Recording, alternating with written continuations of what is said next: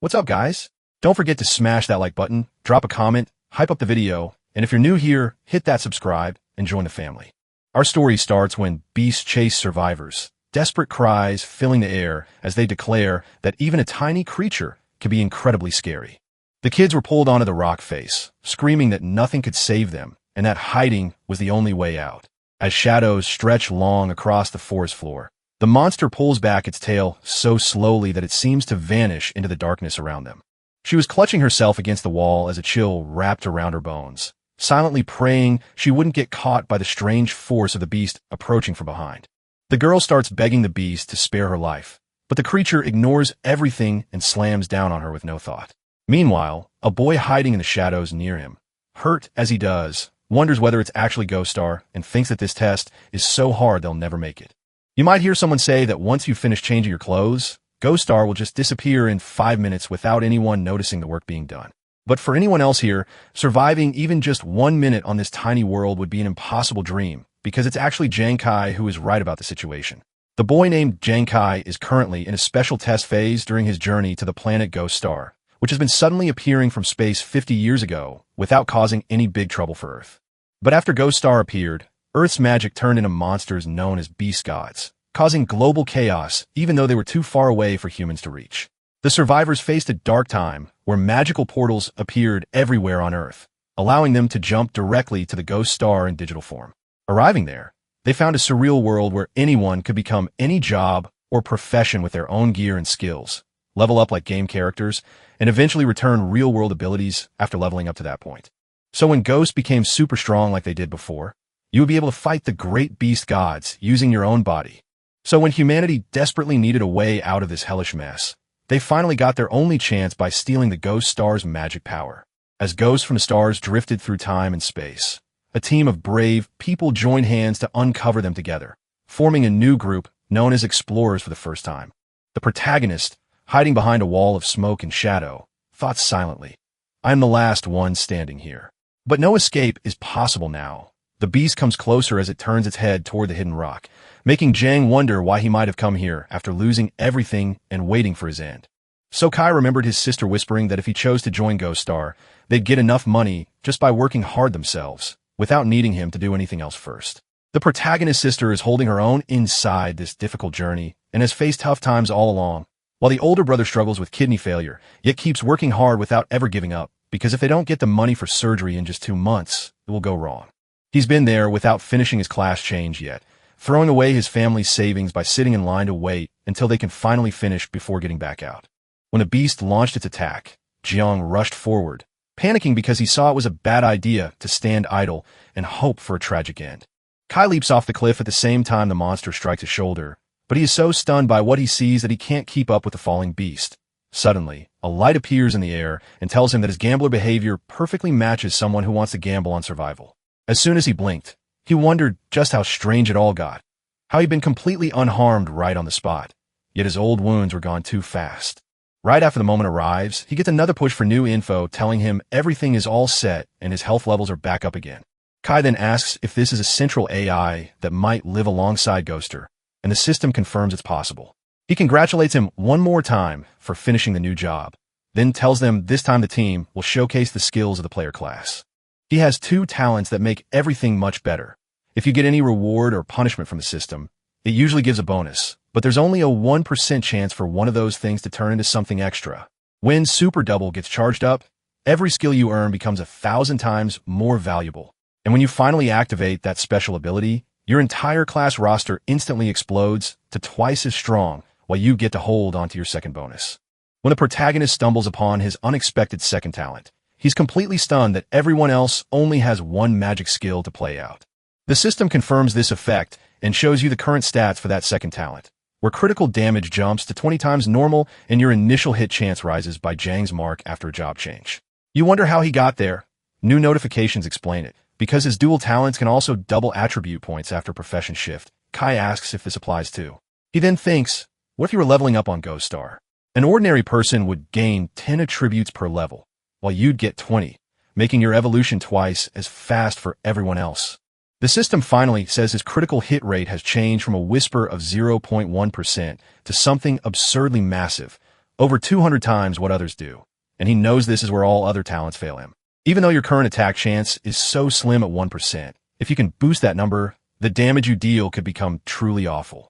Jang wonders if that ancient weapon belongs to the face beast himself, and hopes to finish the job change as fast as possible to pay for his older brother's surgery, even though he doesn't expect to suddenly get another job evaluation and become the hidden profession of ghoster players.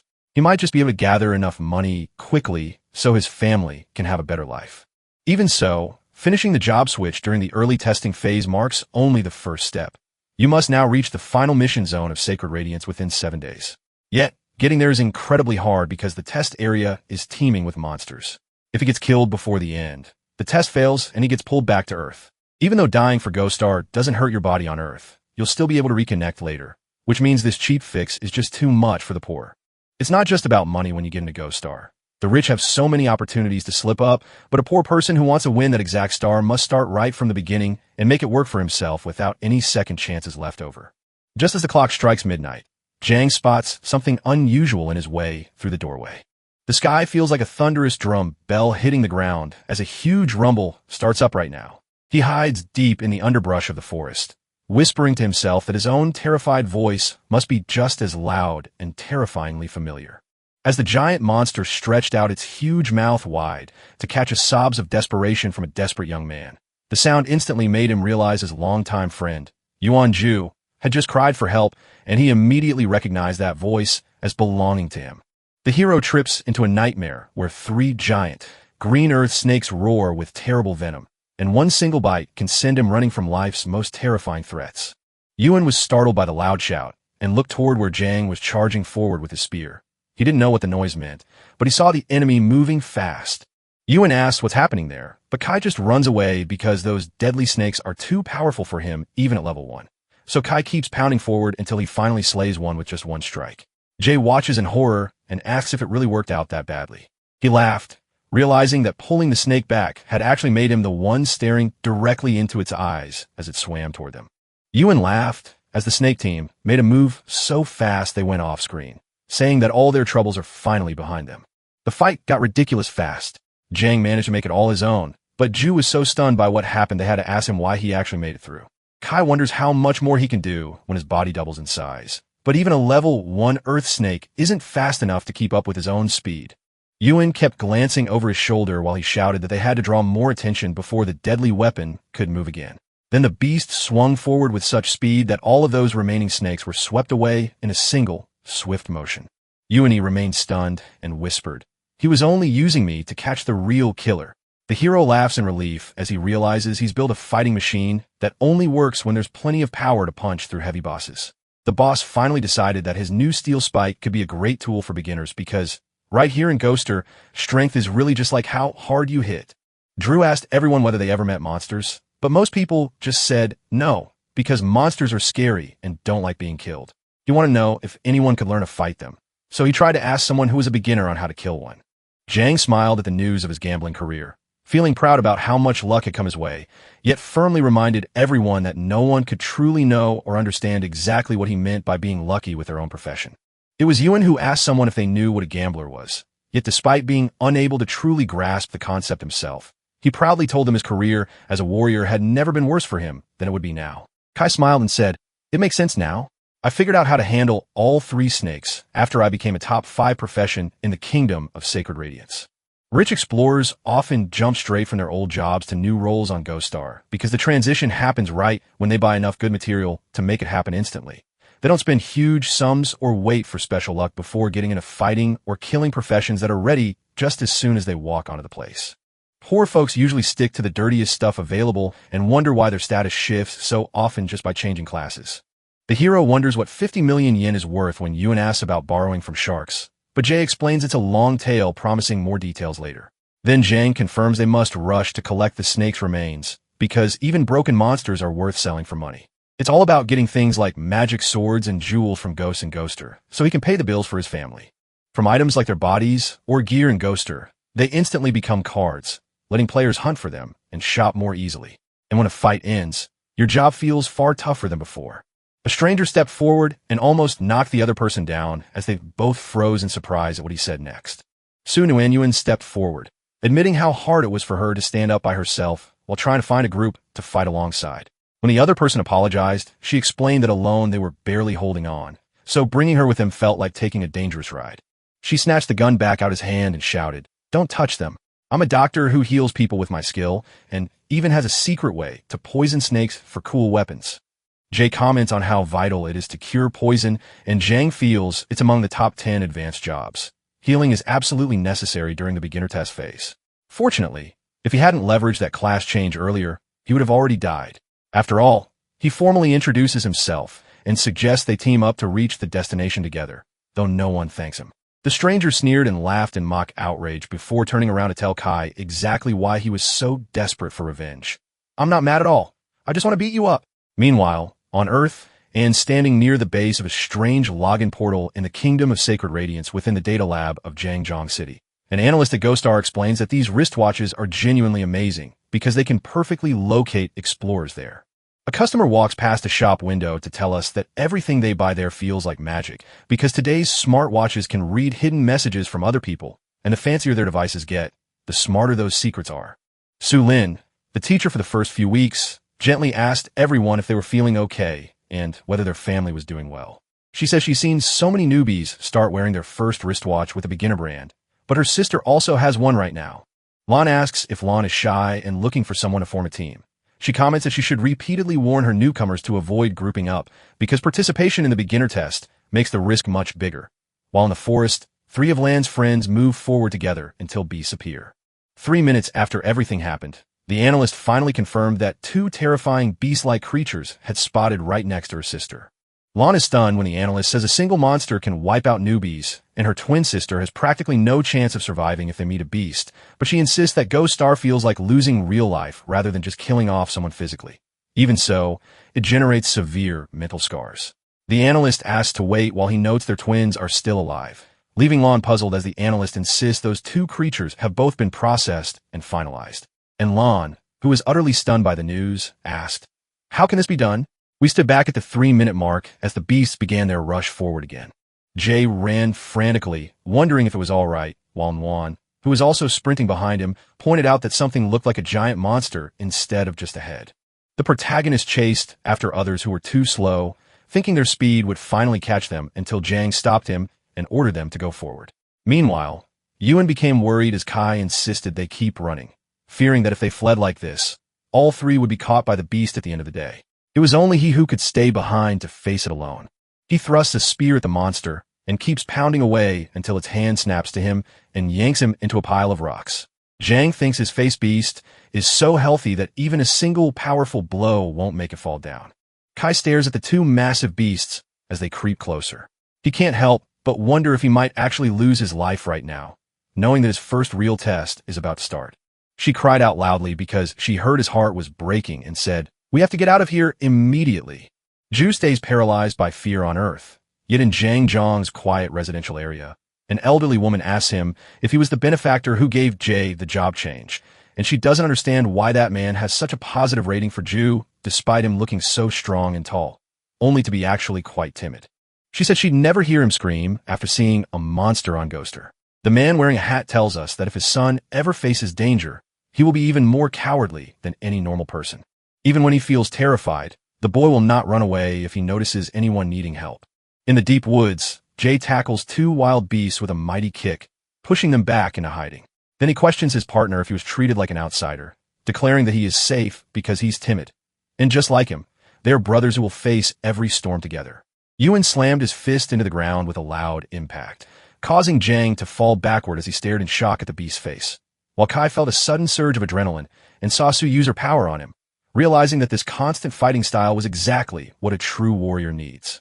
The protagonist looks out the window and sighs, admitting she isn't in any fight gear, but her friend Nguyen insists she must stay there while a doctor rushes by with an injured person nearby. Even if Nguyen is terrified of the situation, she won't flee because safety can't be given away. It feels like she's looking back at her dad, who gave his life and everything he had just for help with the disease. She knows everyone else will leave before they can even reach the place where they're needed again. It was a shock moment when he finally understood he'd cured himself. Then he turned to her and said, "You're so much more than a finalizer now." Even when those 3 are right beside each other, The monster's attacks aren't strong enough on its own to clear it out yet, so Kai has to tell them all to stop and wait before they can deal any real damage. He remembered how Sue had warned him about seeing the bite of a venomous snake, reminding him that if he ever faced one, he might have her to help him get a stronger weapon. The protagonist asked if she'd mentioned this earlier about extracting snake venom before going on, and Wan replied that yes, she did. Then Jang pulls out a long snake, tells Ju he will heal him, but the moment he touches the weapon, the venom turns into a deadly bite that stuns Ju before even reaching for the healing spell. Wan sighs internally about whether she really can handle doing everything at once, yet she won't stop trying to make do. She starts pulling out the venom right onto the gun, and Kai realizes they have no other choice since the fix won't actually help unless he's wrong about it working. The battle was hard because a monster's bite couldn't hurt them at all, but he could survive the blow, and even though his attack wasn't strong enough on its own, her magic fixed the hole left by the beast. Seeing this setup makes the trio look exactly like the perfect tank, healer, and damage dealer from a game world. And then Jang wonders why so many new players are such weak. He tells his partner to hold one of the face beasts under control by himself. Jay clenches his fist, mana enveloping his entire body, and charges forward, thinking that as long as the three of them form a team and each fulfills their role properly, there is still hope. Even though he's a newbie killer, the beast just keeps trying to crush his face. There is a loud explosion, and suddenly one beast got its final touch, causing Jang to grin before he knew what next.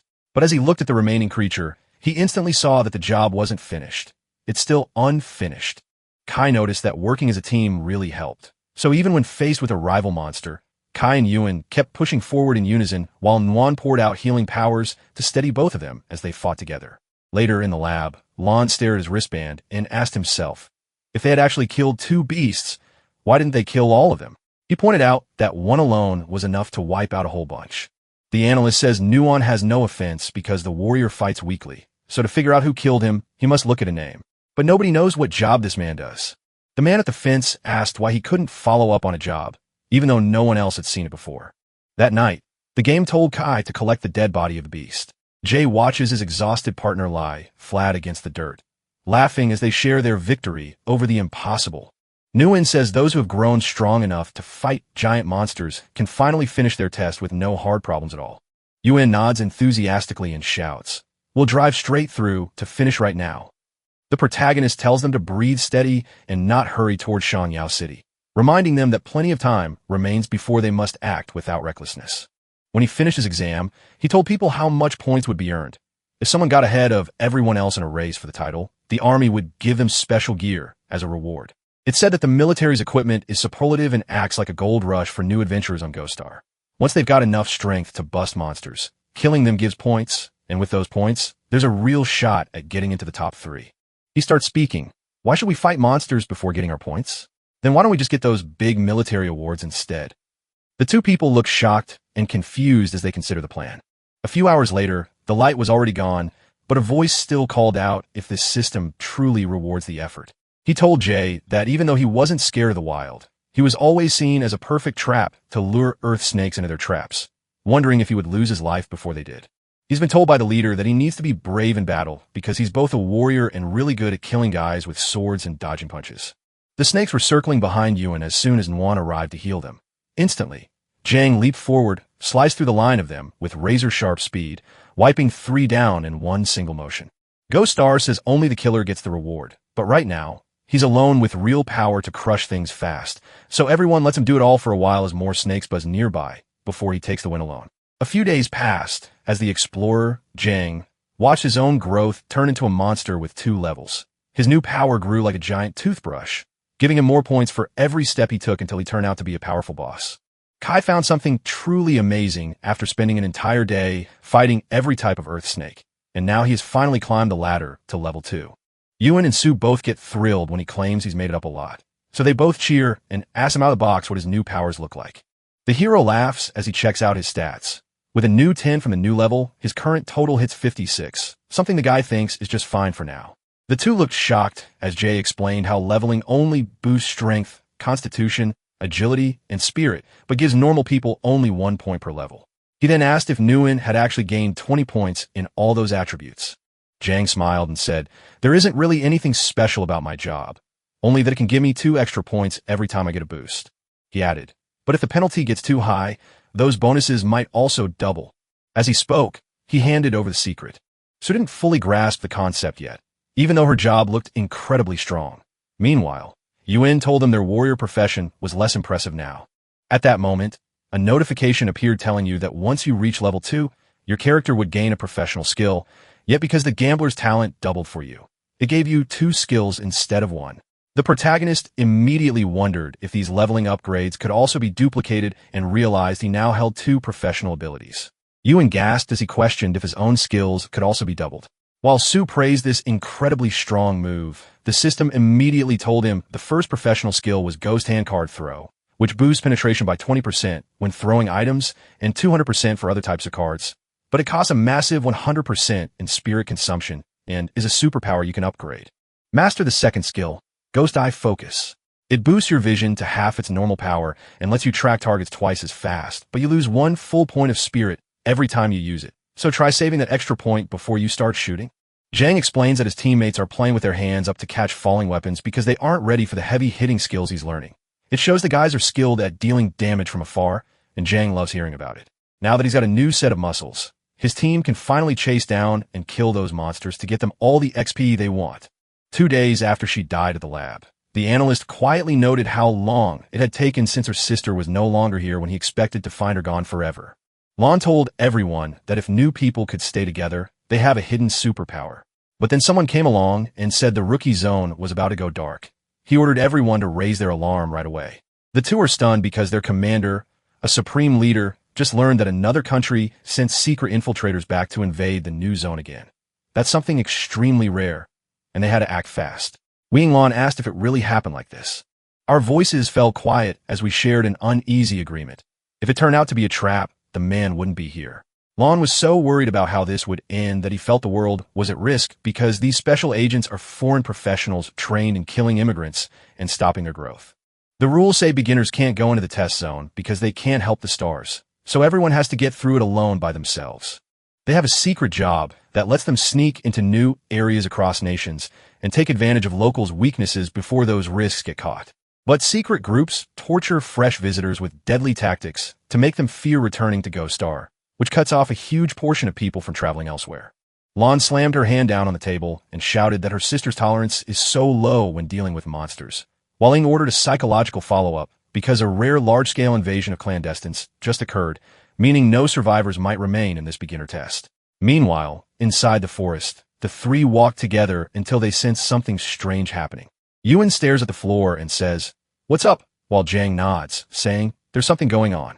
He was puzzling over Jay's actions and questioning why the 2 had only just stepped through a building when Sue insisted on looking for something else in the same spot. Kai tells the leader to stop because they are too far away. Then he hurries to throw his spear, sending a powerful blast of sound while he explains why he needs to be closer first. Yuan asked himself where the hits were going, asking why they might have become invisible when everyone else was still looking around for something specific. Shortly after getting back into the forest, the system suddenly announced that Zhang had successfully eliminated a wild boar and asked everyone if they can still see it with their water eyes, though Sue joked that he could have done it from across such an amazing distance. Kai grabbed his spear and told everyone he was surprised by what it meant he could do anything, since all the trouble had come from getting those powers on him. A new wave of alerts has come to tell you that something dangerous is about to happen, showing up inside your home with a group of dead short-scaled wild boars and dozens of their sharp spines ready for use. The hero sees his new superpower.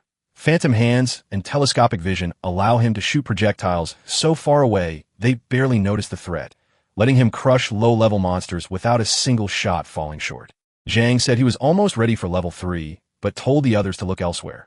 Zhu sighed in reply, while saying he'd still be stuck at level 1, and then someone else interrupted with a loud comment about how lucky they were. A group of friends watched as Kai and his crew passed by and said, "We didn't think we'd see this kind of luck in such a hurry." The protagonist steps forward and asks, "Who are you?" A young man steps forward, offering comfort while whispering that his victims are just ordinary people who need nothing more than a hug and bloodied hands to finish their story before they're ready for anything else. Suddenly, a figure steps out of the water and says, "I'm not just counting things. I'm focusing on how many goals our leaders actually have." Zhang doesn't grasp exactly what he means right now. The crew member climbing out of the water waves his smile and tells everyone about himself as Captain 2 Team's new lone wolf, promising to keep every new Shun newcomer on their back so they can't get through any more exams. Sue whispered, revealing her heart's secret, She doesn't know what kind of people are out there hiding behind those thick walls. The two were terrified, and Juan pointed out that everyone was a level 3 or higher. Even one person stood at level 5. The protagonist stares at those digits, wondering if level 5 explorers actually exist when his own stats only match someone up to level 4. The dark corners of the room suddenly start to shift and become crowded with shadows. He sprinted down the street in a blur of red and white and finally saw Jang's face. He knew then exactly what to do. They are told by him not to leave this place until he knows better, but instead they begin sprinting toward nowhere. The captain sneered, whispering to the crowd, "This isn't a normal act. Everyone from Shang acts that same way." The leader ordered a group of men to hunt down this coward and leave everything else behind in the deep woods, where they would get tortured by time. Deep down in the woods, Kai races on with no pause, 2 men chasing him and whispering that he's quick, but getting caught soon. Suddenly, the group looks forward and quickly forgets who they are talking about, feeling lost and looking for answers while shouting. He's playing hide-and-seek. This panic turns out to be the perfect excuse, because when the moment finally comes, everyone agrees that cutting off his feet first is a no-brainer. A sharp projectile struck the ground at that instant. A tall man caught a young boy hiding in the bushes and asked gently, "Does your kid still want to fight back?" And the boy replied with confidence, "I'll catch it with my own hands." He slammed into a wall and flew straight through the air. The world goes silent when his partner freezes at the last moment before a massive explosion erupts beneath them. The villain asked why he had been thrown that far, and if everything is okay for him. He stared at the new record that showed his friend was already in the game, then asked the question, how could something as impossible just happen? He laughed loudly at the news that he'd vanished in a single move and wondered what kind of rogue would choose such a brutal end before realizing his fears were all too real. A panicked villain bursts onto the stage, his eyes wide as he wonders why his senior mentor, who was once an expert in ancient arts, couldn't just step down from his post and vanish into thin air while still controlling a level 3 enemy. The mysterious guy checks his stats and realizes he's actually just a 35-point newbie. His boss asks if the new guy can hold a normal character level at all, but the boss dismisses it immediately with a wink before giving him away. He thought, "I did really well and had more abilities than I thought possible for someone like level 3. My skills must have been far stronger than expected." The man looked at the map and said, "Split apart perfectly. Just like that. We'll catch all those thieves before they get away. You need that extra slice of experience before you finally hit level 3. He figured out how to get away from home by studying other people and learning new things on the moon, which gives him plenty of chances to learn new skills and expand his horizons. The system says he just got rid of a bad guy, so now it lets him walk away with the dead player's shiny item. But first he has to decide if he wants to take all the gold and loot before that worthless corpse fades away. The hero slays 2 tough level 3 explorers and packs up a whole 200 experience points to go. He gets the full power of every piece he steals because each one doubles his score. Kai was thinking, so he could free himself by gaining lots of experiences and instead get away from those evil explorers who hunt down monsters with the same results. He decided to raid 1,000 points for every boss fight. He's thrilled he reached level 3 today because his stats are already adding up to a massive 76 points. Meanwhile, the others at level 5 can't seem to get close enough to match him, probably just shy of 60 points. Jang grabs the final watch as he thinks his power might be enough to return to save the wounded Yuan and Su in the forest. They are both injured, but one is a martial artist and the other a medic, noting that they didn't anticipate meeting 2 high-level professions from Shang so quickly. The authorities are told to beat their victims until they die in a way that hurts them deeply. She was still crawling on the ground after the fight, but she didn't stop caring about her partner when they were both running toward the shadows of the alleyway. Yuan smiles sharply because his brother has been running away all night chasing girls who are now in trouble. But when the climax arrives and the stakes skyrocket, he immediately moves to cover them up with a terrifying aura so big it makes the intruders cough, even though they're still alive inside. A sad whisper echoed in the quiet room as Jay whispered, "I know I'll be coming back." The captain holds a strange look on his face as the captain asks who might be waiting for them, whether it's the man who left before or simply someone else entirely, and decides to bring out all 4 to confront him alone, though he cannot see anyone and has no idea where they are. She wonders if she can actually start her job as a teacher in her first year. Faced with the challenge ahead, he made the hard choice of pulling back into his own comfort zone. Su steps in as a brave shield, warning him that the villainous gang has already spotted their escape route. Jang steps forward and says, "Yes. After beating my brother into a rage, I'm finally ready to go home." When Kai shoots the gun, he hits the enemy solidly, and suddenly everyone who is hiding is lying on the floor. So Kai shouts, I've got rid of every criminal. What's going on? Sue said the bad news. They finally made it home, but their brother is seriously hurt, and she's too tired to fix him right now. Yuen coughs loudly and whispers, I knew Kai would come back, but I'm not sure I can anymore. No matter what happens, we're going to remember those days together forever. So each of us has to take our own responsibility and keep trying. Muan suddenly breaks down in tears as Jang drops his head to ask why he's complaining so much. He explained that he decided to build exactly 2 hidden paths, warning anyone who tries to rush ahead of them that missing the final touches could mean losing their entire health. She agreed, whispering how dangerous those ghosts were, so she could finally get the XP and levels they needed to survive. Yuen smiled with a grin and said, Then I knew he wasn't pretending for nothing.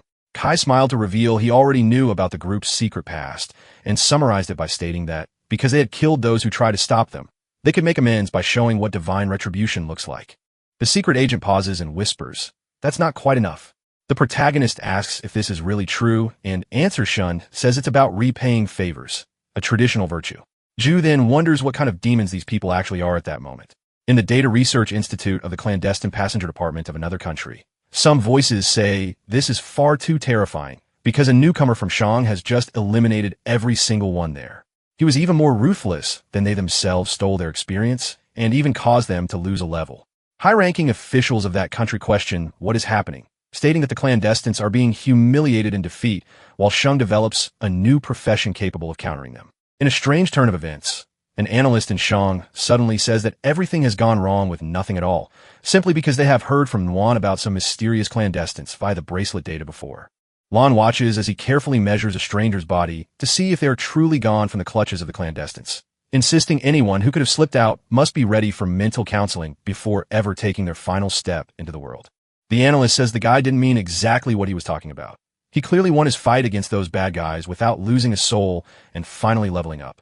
The world shook because everyone was stunned by Ying's secret.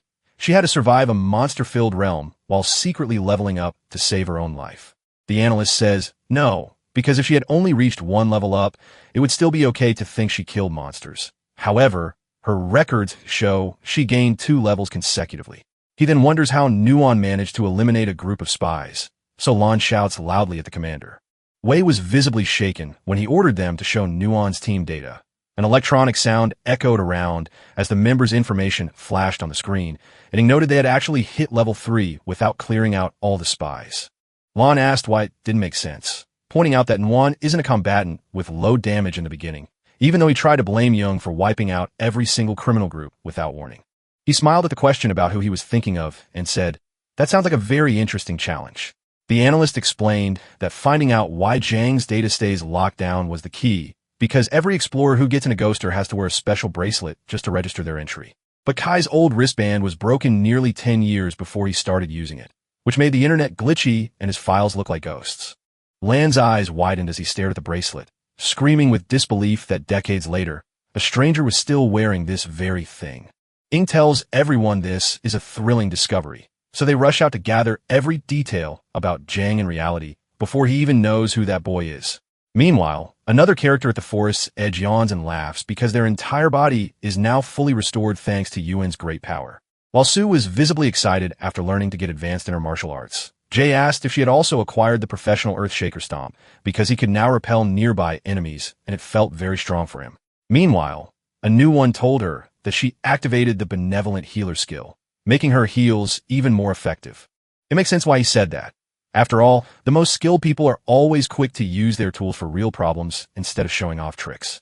Yuen had noticed Kai was already a step ahead of him, so when Kai asked if he could finally bully the clandestines as well, Yuen smiled warmly at the question. Zhang asks if he truly thinks he can handle level 3 clandestine threats, while confirming that he's already passed the level 4 barrier and pointing out those who need to examine his unique traits instead. The two were stunned by the news of his new rank, realizing how much more powerful they were compared to his old self as an early-level explorer. Kai told the story about how the demons he fought last time gave way to 2, and then once again, he cut through a whole new army and climbed up to 3 levels. When he finally went back down to find more of his old enemies, one was level 5, which let him go even higher to 4. Yuen was ranting about how much he liked to show off again, but then Sue stepped in and asked, What's the next move we need to make? The protagonist says he's got a plan, remembering the captain told them to be the second unit of spies, so now it's time for him to chase the first group out. A few days after stepping into the beginning of the woods, a quiet voice inside you muttered that everything looked like an easy international ruse. The secret group of Team 1 members who have finally joined the ranks are just teenagers studying level 5, all gathered in an underground meeting room where secrets are being told about their new status by those trying to get them out. Captain Joe ordered the group to hold back and said that if senior leaders spoke about it, he knew exactly why and told them to stay very careful before doing anything else. They worry hard because when everyone is at the very highest possible spot in the game, you can't actually get lower, even if you're tired. Jay wonders if he really wants to deal with 9 level 5 clans, but Sue says leaving might actually be a smarter move. Jang replies, I won't worry because my current skills are enough to survive, even if I can't stop them right away. Once they do attack others, we'll keep going. But instead of just standing there and waiting for help, he decided to fight first. The mysterious captain felt a chill in his blood as he ordered the crew to stay low, whispering that a figure was lurking just outside their reach. A secret operative spotted an old rookie at level 4, while his buddy joked he'd have seen better luck in life surviving even then, suggesting they were all linked to the second squad's elimination. The captain whispered, This is such an amazing discovery, so let's hold our positions and chase him down. Kai stares down the falling men as he realizes their movement isn't just bad, it's completely wrong because they don't know how to form properly in the first place. He remembered how he had planned to sneak up on the attackers to get a chance with Earth Shaker Stomp, sending them all flying and using that sudden drop to knock them off balance. So, the secret group got scattered too much by now, and if you can't get everyone into the fight together quickly, those who are stuck might just make it to the end. No matter how much danger they threaten, they won't be able to strip away every single one of those protections without stepping into their own trap. The hero dives hard into the dirt, throwing a massive burst of power, and decides that taking on the whole world might be necessary before they can finally pull him up. The clowns drop their hats as the boy runs away from home, and one of them steps up to ask him what's happening, thinking maybe he was just startled and threw himself into a wild chase. He tried to run away from the punch, yet his body felt too heavy near him, and he ended up getting grazed instead of escaping. They're trying to make his life a joke by threatening to kill him while he's running away. Kai keeps whispering to himself in his head that the distance isn't getting closer any further yet. The hero slips away from every blow and lets the captain ask where he's going. One of the secret agents replies with a grin, Everyone at that base is level 5. How's he going to dodge every blow? Another guy said something is wrong because his first reading was too fast for the data to make sense. Yet with an advanced bracelet, he managed to scan things much more accurately and now sees that his agility is about 3 points.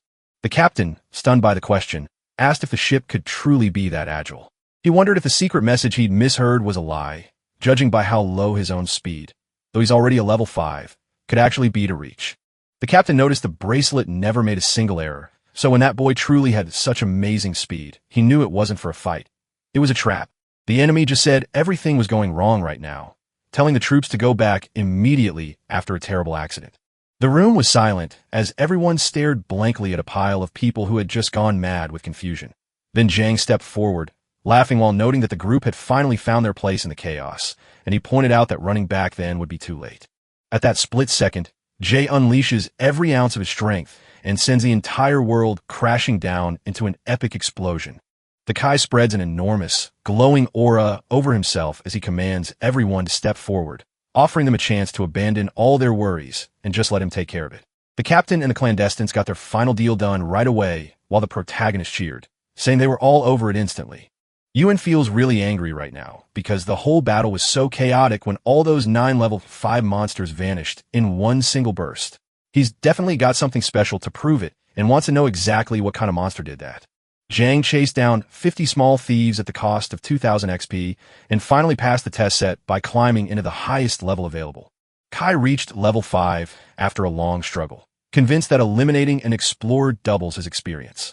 Sun Wan asked him if he had actually hit the cap. Jay replied that nothing special because fewer explorers mean more points earned by killing them. Kai explained that 4 low-health clanaries were left behind, so they could finish them off quickly for extra points. Yuen wondered what to do next, while Jang told them to first boost their combat power alone before leading the group to fight monsters and collect experience together. Yuen decides he's now finally in the final boss of the game. Later, by late night while Kai and his friends kept walking, he told them this. We're coming very close now, so we'll need to gather a lot of points along the way. And suddenly, as they near the goal, those scary monsters grow so intense that a few beginner-level foes begin to spawn, forcing them to stay alert. Then comes a deafening roar that sends many people tumbling across the floor. Sue watches closely and whispers to Yuen, "They look like dead people with animal faces." Yuen looks at the marks on their bodies and wonders if a huge monster had carved them all out before they died. He opened his eyes to find a strange golden glow in the distance, thinking maybe a golden monster had somehow erased both of these human faces. Nuan wonders if the golden thing Nuan sees could be a magical beast. A beam of bright light suddenly glided behind the group, moving like an invisible snake to scoop up two beast-faced humans before stopping just inches from them, which made Sue think she might have seen something else, and asked Yuen if it was a golden creature with eyes glued right on her. The beam of sunlight rushes toward Jang, and for a split second, he goes totally blank, not knowing what to do next. Jay warned him to be careful because this object dealt heavy damage through bites and needed to wait for the fight to finish before using it again. Suddenly the air gets tight right behind Kai as he steps forward with a tiny mouse clutching it tightly in one of his hands. Yuen stares incredulously at the speed of what happened, while Nuan wonders if it was simply a lucky run. The main character wonders if being quick means something special when she sees a fat, clumsy mouse as the quickest thing she has ever met. Jang worries that the tiny mouse might be confused, so he gently nudges its head to see if the little animal is actually still in control. The mouse jumps up in rage and shouts, "Who cares if I'm looking down on you?" A sudden blinding flash of lightning shoves them back, leaving Jay worried as he wonders why that monster let go, while his friend Jang rushes forward to grab another one and immediately throws it away again because the mouse is just too slow for him to handle. It's like Kai is playing with a mouse all day long, constantly pulling back and forth as if he can't stop reaching for something. Yuen asks his friends if he's actually that snappy, but everyone else thinks it's completely wild. After a few moments, the mouse stops moving at all. The protagonist watches the scene and says, "It looks like I've tamed that mouse." Jay asks incredulously, "Did you just catch it by sheer force?" The protagonist replies with excitement, "I think so." It no longer even tries to run away, while Yuan asks if he really caught a pet using only his own hands. Jang decides to check if the mouse can turn into a deadly warrior, yet the mere sight of two dead soldiers brought him back home with the same sense of urgency and advantage that he always felt when hunting beasts. He was telling a story where two friends were about to crash through the 4th level, so they had to rush in and hurry up. Every one of them would collect their own piece from the corpses and return later, before running for more monsters to defeat so that both of them could reach the 5th level by then. Sue said the little mouse was very cute, while Jay reminded him his martial disciple looked much less impressive than it did when he looked at the mouse. Near the towering peaks, a lonely figure pauses as he watches from his humble perch and thinks about how long it has been since anyone else had stepped foot in that tiny, dangerous beginning of their journey to holy radiance. The hooded figure climbs the stairs, then a gate opens. One guard appears and praises his success in passing the test period, confirming he's now officially a ghoster explorer. But before him, someone else holds the top spot, and that matters less than showing up for new recruits. The hooded man stammers, asking himself, "Did I actually get to be first? And how do people still think we're all the same?" The guard's heart skipped a beat as they explained the rules. Ranking is scored by points, and swapping out those deadly monster corpse cards could give you valuable points too. Then the officer asked if he had really killed them all. As the hooded man drops his cap, he reveals himself as Huang Wei, the second young master of the Hang family, who once served as a top figure in the Black Tortoise Guild and now prepares to bring new skills to Ghoster. The officer was so stunned by the question about the Black Tortoise Guild that he asked them what they were, and then his guards joined him in shaking their heads at the same time. It's just one of those top 10 families, you know? So it wasn't a surprise to see such a prominent family. The officer celebrated him by praising his performance, noting he didn't just win the trial outright, but climbed to 100th spot across all the Radiant challenges. Wei said that this was fantastic news, declaring that winning the competition was merely his first step since he's a total newcomer, and that right soon, everyone from Ghost Star will be under his belt. Deep inside the beginner test zone, the protagonist finds it strangely odd after wandering for so long. Now that he's getting close to where things are supposed to be ending, he questions why no monsters have appeared yet, and wonders if some of the mice actually frightened everyone away. Nguyen wonders why a mouse looks so adorable when he's asked about something impossible. At that sudden moment, the air roars with such intensity that a fierce-looking monster steps into view, right before your eyes. Zhang squinted hard as he saw the shadows stretching toward him, wondering what the scary beast was doing right now, and thinking there were more wolves coming out for the beginner zone boss.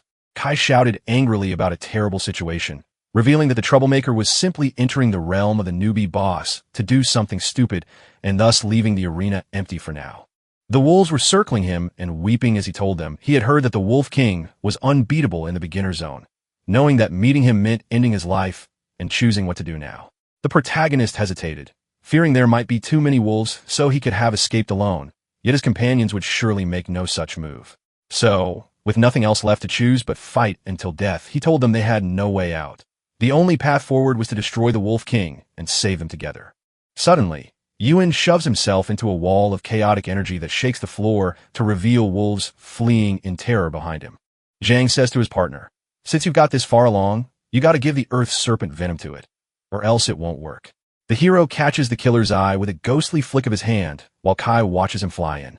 As he launches the blow at the Wolf King, there is no sound left to hear, only a silent end to the fight. Everyone freezes in shock as the protagonist, who is visibly upset, rages at the idea that he actually didn't succeed in breaking the Wolf King's shield. The terrifying Wolf King opens its enormous mouth, releasing an overwhelming force, while the massive pack charges forward and unleashes a relentless attack. Su wonders if the situation is truly dire because the king has ordered the entire army to launch a big-scale strike. Meanwhile, Jay asks about any other possible solution, and Zhang quickly concludes that the Wolf King's defense is far too strong, so they must close in on them before they can be destroyed. The tiny mouse sleeps all day until it finally wakes up, still puzzled by what happened, only to suddenly realize exactly whose mistake was right there in front of them. He rushes to the cliff edge, ready to face the pack that won't let him sleep, while his friend wakes up from a day of chaos and swings forward for a final fight with the giant leader. The protagonist gasps as a tiny mouse bites into the golden fur of the ancient Wolf King, causing the giant beast to look around in shock at its own strange touch. Zhang snaps his eyes to find the mouse bleeding through a hole that opens up before he can even react, proving that earlier blows were just too strong and useless against the Wolf King, who was now completely exposed by that tear. Kai lunges straight at the spot where the mouse's bite landed, causing a dramatic fall for both of them. The protagonist immediately understood how the weapon was working, which made him believe that as long as he kept using ocular focus to strike the wound, they would definitely succeed. Zhang launched an aggressive charge straight at the opening door, sending a huge blast of energy that knocked the enemy to his knees and broke his defenses before he could even react. Nguyen was stunned by the news, laughing as he realized the fight had been accomplished in one sharp strike. Kai looks visibly stunned when he hears that Jay has finally overcome the shadowless Wolf King, even though his own reaction seems mixed with disbelief. The hero cheered because he crushed the newbie boss, but the protagonist said, "I meant to wait for this fight to get longer." It makes sense now, because Zhang's long struggle to stay alive was already paying off. The final strike proved exactly how much he had earned throughout all those days of fighting monsters without hitting anything. Gnome runs forward and shouts, "Asterisk, look at us!" Asterisk, while a pack of wolves dives after them. The old Wolf King's shadow longed for a fight with Kai, though now the beast is gone and those loyal wolves have turned into fluffy lambs ready for slaughter. He told the people to recall exactly what happened back then, so that he could tell them all about their new way of life. Yuan unleashed a mighty blast and swept away all the wolves in his way. Su uses her special powers as a shield while the main hero dives into the chaos, fighting off every wolf until they're all gone. He told his friends they were going crazy because they couldn't beat the new rookie boss. Zhang told me why he left those shadowless wolves behind at low health in the first place. Because the game rewards them with points if you get them all before the clock hits 0.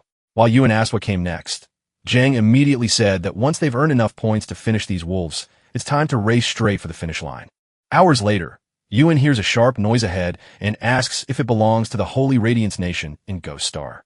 One immediately replies that the location is truly magnificent. Kai confirms it all because Sacred Radiance City stands as the main operational base of the nation on Ghost Star.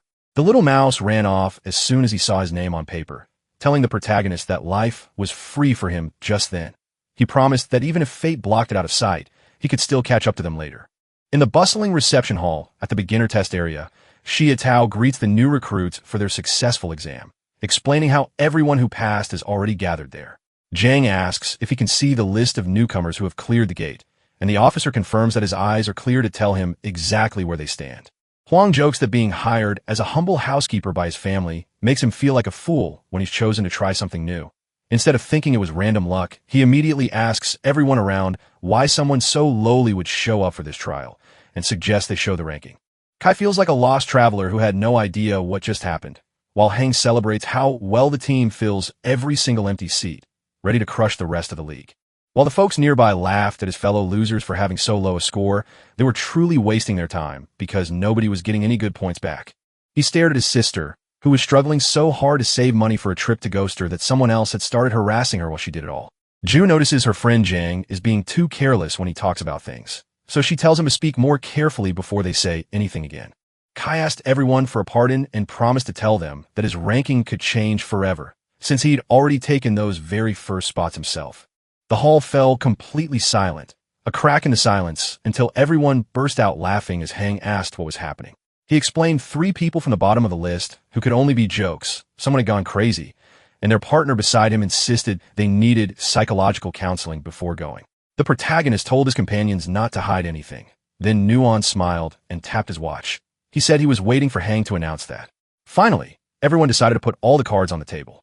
The many monsters from their defeat pile up in their shared chest, ready for any adventure. The room went absolutely silent as the whole audience fell to their knees in shock at what happened next. Wong stared at the endless pile of monster corpses, and his eyes immediately caught a strange, shadowless wolf king hiding among them. Maybe we asked to know what a joke was like. He wondered if those losers would somehow destroy such a powerful monster as the shadowless wolf king. Kai insists on his view. No matter how true or false the truth is, everyone knows exactly what happens next. The crowd jokes that the rankings are finally updated, making their claims seem totally valid. Hang, caught up in anger, questions whether they really made it into the top 3. The protagonist asks if they'll let them know about the secret agents, and says watches can also help count toward a score. An officer leans in closely as he watches the strange bracelet fade away, whispering to the crowd that it belongs to someone who never left home. Wong was shocked to learn that the group had been exposed. He immediately asked how newcomers could eliminate those who had out there, pointing out clearly that they were just a bunch of liars. He then confirmed there were no clandestines in that trial and challenged anyone else present to see if any others knew about them. Yet everyone replied that they really did not. The teacher told every classmate to watch as a group of students pretended to witness an impossible event. Nothing was seen during a special investigation into cheating, leading them to cancel their grades and face serious penalties instead. Suddenly, the only noise was her voice telling everyone to sit still. He says that the idea of clandestinity isn't really true at all, since nobody knows where it happened yet. Leo Jun, the vice commander of the city's military region, stepped forward when he first heard the news because he was genuinely surprised by how much higher-ups specifically wanted to personally commend him and his teammates. The crowd murmured excitedly that Vice Commander Zephyr was right there, proving their victory over those who tried to keep secrets alive. Hang stared at them with pure disbelief, wondering if the whole thing was real. Kai is getting a big upgrade because Lu says the army is finally finishing up their secret trouble with the troops. Congratulations! The winning spots are now higher prizes than ever. Class A is even more coveted than before. The group instantly erupted in excitement when news spread about a big bonus for Class A and S students, causing everyone to look downcast as they questioned if these top-tier chances were merely luck or just the beginning of what awaited them. The hero tells everyone that Ghost Star's equipment ranks wildly, from the rare S stars to the common, broken F1s. Generally, Class B and C gear feels like a solid package for most explorers, while Class A and S items feel like magic dreams that only the brave dare to chase. Jang gets so mad because he thinks if Jang got a Class S reward, it would be fine, but the trouble is that Jang pushed him out to 4th place instead. He says this is unfair and points out that his whole family is poor and asks why people with low status should do better than him. Kai decides it's time for a quiet moment by asking if they're truly ready, then gently telling him to shut up so he can finally hear what his own family really wants. Wei draws his sword and asks, "Did you say anything wrong?" He tells everyone Jang's family is trash, that he has sick dogs as his brother, that his sister is just a maid, and that he himself is a punk who used to beat up in the corner, asking if he really thinks he can step over him now. As the main character stares intensely at the screen, a heavy silence fills the room. It hangs on the iron fence because Jang's sister, the maid, keeps threatening him with how much trouble she'll cause if he tries to upset her. The boy glares at the man and cuts his throat with a single slash. The world went silent as Wei fell seriously ill, leaving everyone else stunned in shock. Wan and Ju watched in quiet shock, completely frozen in place, while Kai stayed incredibly serious. Lu merely gave a very slight, barely visible smile instead of laughing. A curious young man spotted in the crowd remarks, "Hang belongs to the Hang family, one of the nation's very best guilds, and wonders if such an extreme act like that really brought his name before anyone." Wei, gripping the scarred arm to demand he really fought back, and checking exactly whose enemy he's facing. The man with a murderous spark turns on his brother and shouts, "I've gone crazy enough to step in front of my own family. Are you sure you don't think that's the only thing important?" He watches him fall silent as Jiang steps up and says, "In an apocalypse where family is the most precious thing we have, if anyone tries to hurt us or touch them, he will get right back at them no matter who they are." Kai leaps forward again and slams his fist hard against Wei's side, sending a thick cloud of bright red blood flying everywhere. Jiang finally clears the tough boss fight at the top level. He's got a bunch of XP for him to steal out there, so you know what? Yes, go get them before they drop back in on your party. Kai scoffed at the idea of getting just 6 XP for a family, pointing out how miserably small they really are. His audacious move to crush the Hang family's youngest master sparked outrage, as fans noted that while losing a battle doesn't equal a ghost death penalty in game terms, the entire Wu Guild remains a colossal force holding back global threats and cementing his actions as incredibly daring. Lu smiled and thought, it isn't bad at all, because he knows the boy is just too rough around the edges, though he still possesses that same stubborn spirit that higher-ups are desperate for to find out about. The group stood ready because someone had already fired an arrow at them, but the man who shot was just one of the few people who could actually defend himself against such a sudden attack. He then told Jun and Nuon they could go with him to get their rewards, while Jun pointed out these were the special military gear they were meant for, urging them to open the packs quickly so he could take a look at Jade of Life, which was what every new medic had always dreamed of. Lu tells people that if they pick up this beautiful Jade of Life, their body gains 15 health points every day along with extra strength, so it becomes an incredibly useful tool for surviving the day. When Jay gets excited, he sees his leather armor on June and explains that the black rock rhinoceros hide adds 16 points to strength and defense, while also taking only 16% damage in addition to making it a perfect balanced piece of equipment for both offense and defense. He stands in the waiting room, urging the partner to rush into the living room where he has found a rare treasure. The man's wide eyes widen as they lock onto the shimmering gold coin resting on his lap. The system keeps shouting that something is missing and that they need to find out where everything was found.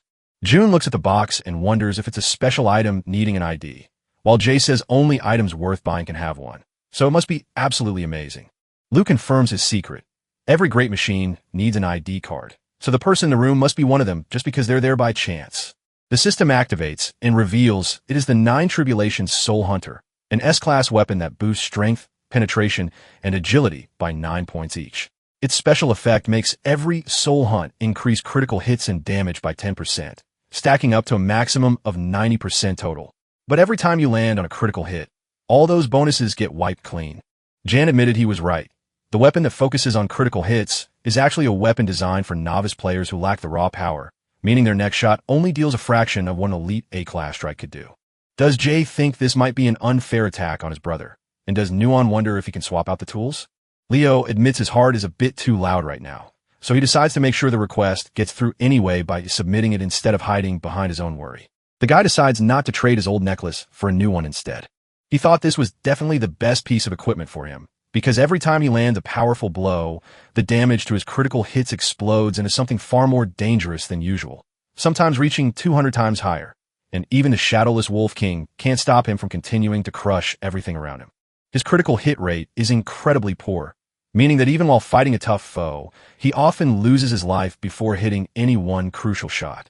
So every time you fire that 9 Tribulation Soul Hunter, your critical hits go up to 10%, and by the very last round, they climb all the way to 90%, effectively turning it into a guaranteed kill for anyone who wants one. Lu decided that making peace with himself would be enough for him to stop worrying about his past mistakes, but when he finally finished the test, he said it was time to go back home and let all those bad things go. He reminded him, too, that a stranger might follow later and told him to stay vigilant while heading back home. The hero's bike ride through slum neighborhoods made him wonder just how easy it was for a beginner to crack the test, but he didn't know yet whether his older brother or friend were going to laugh at his luck or crush his ambition next time he tries again. Jiang stood in the road and saw a shiny black car flickering on at a corner. He wondered what had happened to it and decided to move past it anyway. Kai steps out of the room and yells at his older brother, "Come on, let's see if you can figure out what happened in the test." Right when he stepped out onto the street, a group of guys marched up to his side and looked right at him. Huang had told everyone that while others waited too long for their turn, one man finally showed up and praised Kai for performing well during his first class.